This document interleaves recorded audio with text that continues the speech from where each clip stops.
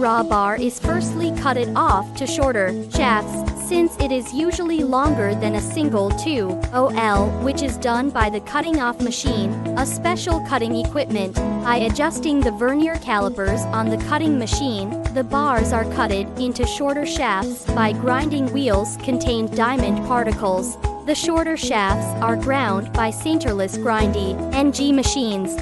For batch production, the sinterless grinding can usually be carried out continuously and automatically. Chamfering is made to avoid sharp edge on the ends of the shaft, which may lead to injury.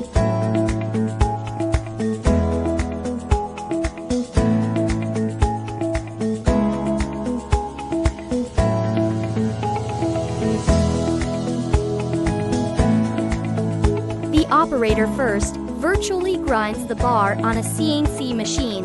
The probe of machine will detect the outer diameter and end face of the bar so that the end face beating is within a controllable range. According to the drawing, after the grinding wheel is adjusted, the bar will be finely ground and the chip groove will be ground on the bar. During the process, the cooling oil is continuously sprayed, which can effectively cools the tool material and removes the resulting chips.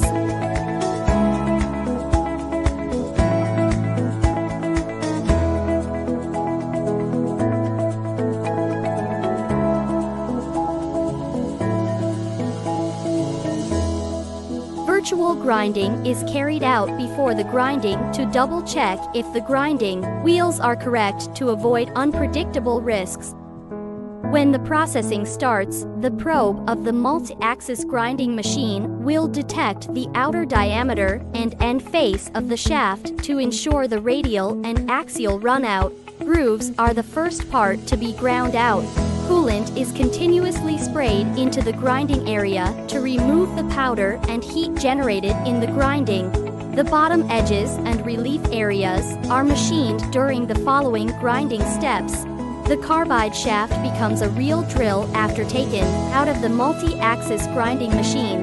The drill is visually inspected under microscope to avoid any visible defects.